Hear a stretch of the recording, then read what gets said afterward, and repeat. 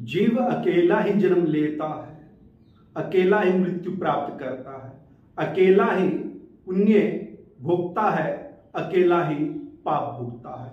इसलिए अपने कर्म का स्वयं दायित्व निभाए, स्वयं निर्वाह करे, क्योंकि पाप भी आपको भोगना है और पुण्य भी आपको ही भोगना है। आप सभी को मेरा नमस्कार। मैं हूं आचार्य सूर्यांश। आपका हमारे चैनल वेद चक्षु में स्वागत है। आज हम वार्ता करेंगे आपसे आपकी राशि तुला के विषय में। जैसा कि इस समय आप देख रहे हैं 118 दिन के लिए देवगुरु बृहस्पति वक्री हो रहे हैं। 4 सितंबर से लेकर के 31 दिसंबर तक देवगुरु बृहस्पति वक्री हो जाएंगे। इस वक्री होने की अवस्था में आपकी राशि तुला पर उसका क्या प्रभाव पड़ेगा, क्योंकि जब भी कोई ग्रह वक्री मार्गी होता है या फिर राशि परिवर्तन करता है या फिर कोई नक्षत्र में ही राशि के अंदर ही जो नक्षत्र आते हैं उनमें ही परिवर्तन करता है, तब भी उसके परिणाम, उसका फल, परिवर्तन आपके जीवन पर भी दिखाई देता है। वैसे तुला राशि वालों के लिए बृहस्पति तृतीय और षष्ठ भाव के स्वामी होते हैं। तृतीय और षष्ठ भाव के स्वामी होते हैं और वो बैठे हुए सप्तम भाव में। प्रिय दर्शकों, मुख्य जानकारी या विशेष सूचना यही है, आप गोचर फलादेश जानने से पहले अपनी कुंडली को खोल लीजिएगा, क्योंकि जो मैं आज आपको बताने वाला हूं कि किस प्रकार से अपनी राशि या अपनी कुंडली में ग्रहों का अवलोकन कर सकते हैं, कैसे कुंडली का मिलान कर सकते हैं कि कौन सा ग्रह कहां बैठा हुआ है, उसका क्या फल मिलेगा। यहां वर्तमान में जो हम फलादेश बता रहे हैं वह तुला राशि वालों के लिए मेष राशि में बृहस्पति बैठा हुआ है। मान लीजिए आपकी जन्म राशि तुला है और बृहस्पति धनु राशि में हो, या फिर बृहस्पति मीन राशि में हो, या बृहस्पति कर्क राशि में हो, उसके आधार पर फलादेश में परिवर्तन हो जाता है, क्योंकि ग्रह अपना फल तभी देता है जब उसको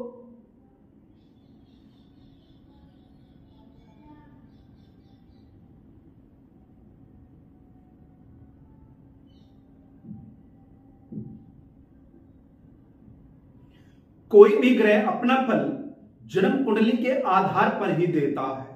वह देखना होता है कि किस भाव में बैठा है, किस स्थिति में है। अगर कुंडली में आपकी देवगुरु बृहस्पति पूर्ण स्थिति में है, शुभ स्थिति में है, क्योंकि देवगुरु बृहस्पति शुभ ग्रह हैं, सौम्य ग्रह हैं और सुख के स्वामी हैं। देवगुरु बृहस्पति जिस व्यक्ति की कुंडली में भी शुभ स्थिति में होती है, समझ लीजिए वह व्यक्ति हष्ट-पुष्ट होता है, शरीर में तंदुरुस्त होता है और उसका जीवन खुशहाल ही होता है। वह किसी प्रकार की चिंता और दुख अपने आसपास भी आने नहीं देता। यहां आपको देखना चाहिए कि जन्म कुंडली में देवगुरु बृहस्पति आपका कहां बैठा हुआ है। वर्तमान में मेष राशि में देवगुरु बृहस्पति चल रहे हैं, उसके आधार पर देखें, यहां आपकी राशि से सप्तम भाव में वक्री हुए हैं। राहु के साथ वैसे बैठे हुए थे। राहु और बृहस्पति जब एक साथ होते हैं तो उसको गुरु चंडाल योग बोला जाता है। यहां पर राहु बृहस्पति एक साथ होने से गुरु चंडाल योग बनता है और शनि की दृष्टि भी बृहस्पति पर पड़ रही थी। पर जैसे ही देवगुरु बृहस्पति वक्री हुए, आपके कार्य में परिवर्तन होना तय है, क्योंकि बृहस्पति तृतीय पराक्रम भाव के स्वामी है।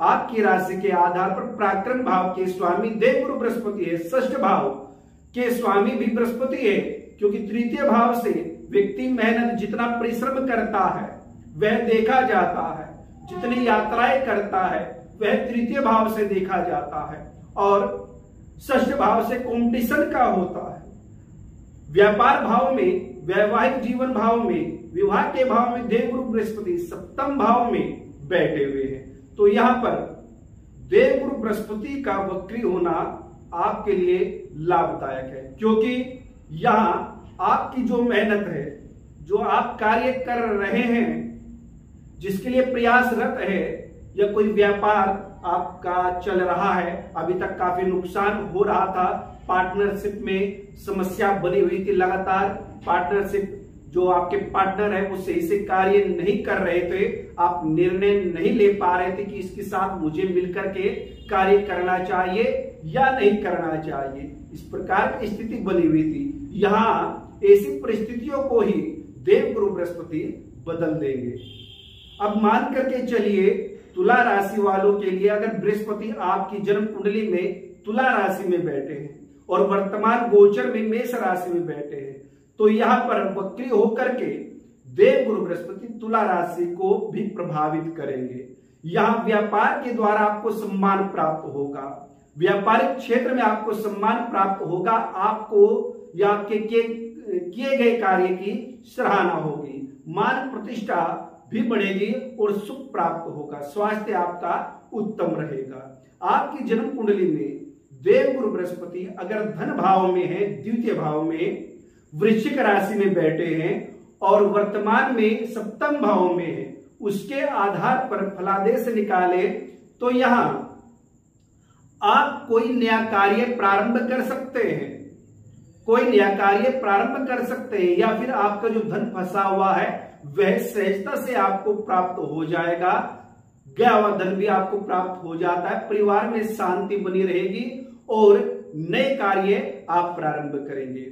आपकी कुंडली में अगर देवगुरु बृहस्पति तृतीय भाव में धनु राशि में बैठे हुए, अपनी राशि में बैठे हुए हैं, तो उसके आधार पर देवगुरु बृहस्पति वर्तमान में मेष राशि में है, सप्तम भाव में, और यहाँ सप्तम भाव से धनु राशि को भी देख रहे हैं। उन लोगों के लिए बहुत अच्छा समय रहेगा ये 118 दिन का, जो विदेश यात्रा करना चाहते हैं, बाहर जाने का मन करता है और अभी तक वीजा नहीं बन पाया, कोई ना कोई समस्या बन रही थी यात्राओं को लेकर के, उन लोगों के लिए बहुत अच्छा ये समय है 118 दिन का। अब देख लीजिए, अगर आपकी कुंडली में देवगुरु बृहस्पति मकर राशि के हैं, तब चतुर्थ भाव में बैठे, तब क्या परिस्थिति होगी। यहां मकर राशि में देवगुरु बृहस्पति बैठ करके नीच राशि में पहुंच जाते हैं, क्योंकि मकर राशि देवगुरु बृहस्पति की नीच राशि है और कर्क राशि में उच्च के होते हैं। उस परिस्थिति में अभी भी मेष राशि में बैठे हुए हैं, उसके आधार पर कोई भी प्रॉपर्टी से संबंधित कार्य अभी आपको नहीं करना चाहिए, या किसी प्रकार के प्रॉपर्टी से संबंधित कार्य में आप फंस सकते हैं या आपको फंसाया जा सकता है, इसलिए आपको थोड़ा सा धैर्य रखना है और माता का स्वास्थ्य का भी ध्यान रखने की आपको आवश्यकता है। अगर मान लीजिए आपकी कुंडली में देवगुरु बृहस्पति कुंभ राशि में बैठे हुए हैं पंचम भाव में, पंचम भाव शिक्षा बुद्धि का होता है, पंचम भाव के जो कारक हैं वह देवगुरु बृहस्पति ही हैं, तो पंचम भाव में देवगुरु बृहस्पति का बैठना वर्तमान आपकी राशि से सप्तम भाव में, दोनों ही परिस्थिति को देख कर करके चलना है कि आपकी कुंडली में कहां है और वर्तमान में कहां देवगुरु बृहस्पति बैठे हुए हैं। तो यहाँ पंचम भाव में है, वर्तमान में सप्तम भाव में है, तो शिक्षा एजुकेशन से लाभ प्राप्त होगा, या बुद्धि विचार से आपके व्यापार में बढ़ोतरी होगी, या शिक्षा से संबंधित आप अपने कार्य को बढ़ा सकते हैं। जैसे कि आपकी शिक्षा कंप्लीट हो चुकी है, तब आप जो भी जॉब के लिए अप्लाई करेंगे तो वह आपको प्राप्त हो जाएगी, मिल जाएगी, संतान सुख भी प्राप्त होता है। अगर आपकी कुंडली में देवगुरु बृहस्पति षष्ठ भाव में बैठे हुए मीन राशि में, तब उस स्थिति में यहां पर आपको शत्रु के द्वारा भी धन प्राप्त हो जाएगा, यहां शत्रु आपके परास्त हो जाएंगे, कोई विवाद मुकदमा इत्यादि चल रहा है या पत्नी से मनमुटाव चल रहा है, उसका समाधान होगा, उसके द्वारा भी आपको धन ही प्राप्त होगा, मुकदमे में आपकी विजय होगी, कंपटीशन इत्यादि के कार्य में भी आपको ही सफलता मिलेगी, क्योंकि देवगुरु बृहस्पति कुंडली षष्ठ भाव में बैठ करके सर्व शत्रुओं का दमन करता है और व्यक्ति को विजय जीत प्राप्त कराता है। अगर आपकी कुंडली में सप्तम भाव में ही देवगुरु बृहस्पति बैठे हुए हैं और वर्तमान में भी सप्तम भाव में है, उस परिस्थिति में क्या फल होगा। थोड़ा परिवर्तन ये होता है कि कुंडली में वहां अगर बृहस्पति अकेला बैठा है, यहाँ राहु और बृहस्पति एक साथ है, सप्तम भाव में बृहस्पति का बैठना सुंदर भार्या की प्राप्ति कराता है। वैवाहिक जीवन बहुत अच्छा रहता है और किसी प्रकार की समस्या नहीं आती। तो समझ लीजिए उन लोगों का विवाह का योग बन चुका है। जिन लोगों के सप्तम भाव में ही बृहस्पति बैठा है, अक्टूबर के बाद विवाह का योग बन चुका है और बहुत अच्छा विवाह होगा। धनिक परिवार में उनका विवाह होगा। व्यापार के लिए भी ये समय बहुत अच्छा रहेगा। कोई व्यापार अपना प्रारंभ कर सकते हैं। हालांकि राहु साथ में बैठा है, अभी तक मन आपका बन रहा था पर कार्य को नहीं कर पा रहे थे। ऐसी परिस्थिति बन जाती है क्योंकि राहु कार्य से रोकता है, आलस्य प्रमाद का ग्रह है। तो वह क्या करता है, तो बृहस्पति को कार्य करने से रोक रहा था। तो यहाँ बृहस्पति के वक्री होते ही अपना कार्य आप प्रारंभ कीजिए और आपको सफलता मिलेगी। अगर आपकी कुंडली में देवगुरु बृहस्पति अष्टम भाव में बैठे हुए हैं वृष राशि में, वृष राशि देवगुरु बृहस्पति की शत्रु राशि है, तब यहाँ पर बृहस्पति का बैठना अष्टम भाव में पेट संबंधित तकलीफ हो सकती है। आंखों में सूजन आना, बड़ी आंत का बढ़ना तकलीफ दे सकता है। शिक्षा एजुकेशन में या फिर यात्राओं से भी हानि आपको हो सकती है। उस परिस्थिति में आपको देवगुरु बृहस्पति का उपचार करना चाहिए, मंत्र जप इत्यादि करना चाहिए, तभी उसका अशुभ प्रभाव आपके जीवन पर, आपके कार्य पर नहीं पड़ेगा। अगर आपकी कुंडली में देवगुरु बृहस्पति मिथुन राशि में बैठे हुए हैं तो यहाँ पर भाग्य भाव में देवगुरु बृहस्पति का बैठना आपके भाग्य को बढ़ाता है। आपके भाग्य के द्वारा, आपके पुण्य के द्वारा, आपके धार्मिक कार्यक्रमों के द्वारा जो आप पूजा पाठ करते हैं, मंत्र जप करते हैं या गुरुजनों का, बड़ों का आशीर्वाद आपको प्राप्त है, वह आपके लिए ही सहायक होगा। आपके जीवन के लिए, आपके कार्य के लिए बड़ा सहायक होगा। अगर आपकी कुंडली में देवगुरु बृहस्पति चतुर्थ भाव कर्क राशि में दसम भाव में बैठे हैं, तब आपके लिए समय बहुत अच्छा है, क्योंकि कर्क राशि में देवगुरु बृहस्पति उच्च के माने गए हैं और यहाँ कर्क राशि से दसम भाव से बृहस्पति दसम भाव में बैठे हैं।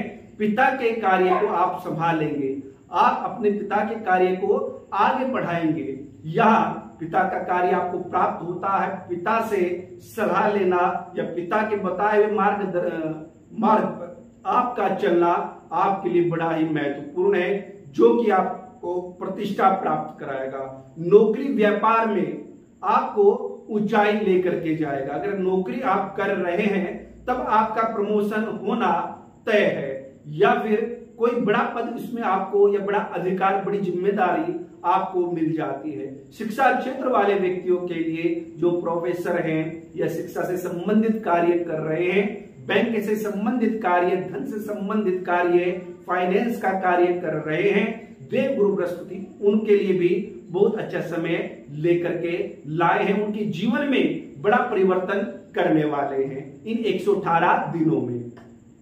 अभी आगे चलते हैं। अगर आपकी कुंडली में देवगुरु बृहस्पति एकादश भाव में बैठे हुए हैं, एकादश भाव लाभ का होता है और यहाँ सिंह राशि में देवगुरु बृहस्पति बैठे हैं अपने मित्र की राशि में, उस स्थिति में यहाँ आपको नए नए कार्य करने का अवसर प्राप्त होगा।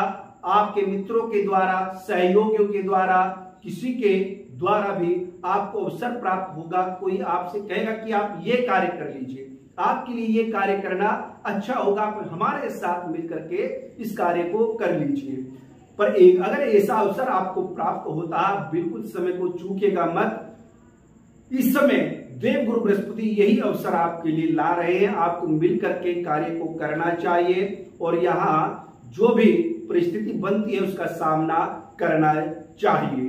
अब द्वादश भाव की बात करें, अगर आपकी कुंडली में ही द्वादश भाव में कन्या राशि में देवगुरु बृहस्पति बैठे हुए हैं और वर्तमान सप्तम भाव में है, तब आपका वैवाहिक जीवन नरक हो जाता है।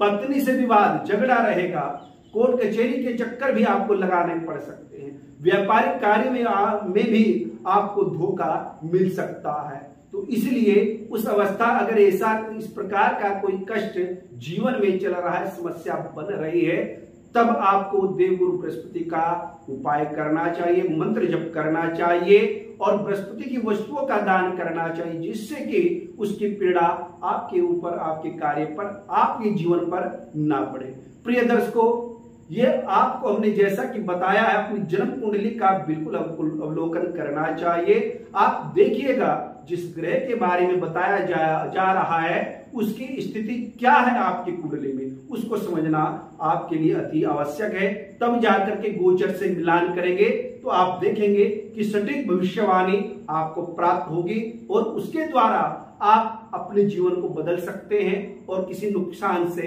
बच सकते हैं और जो नुकसान हो रहा है उसमें भी सुधार ला सकते हैं। प्रिय दर्शकों, आप हमसे जुड़ने के लिए हमारे चैनल को सब्सक्राइब कीजिए, वीडियो को लाइक और बेल आइकन का बटन दबाएं। नमस्कार, प्रणाम।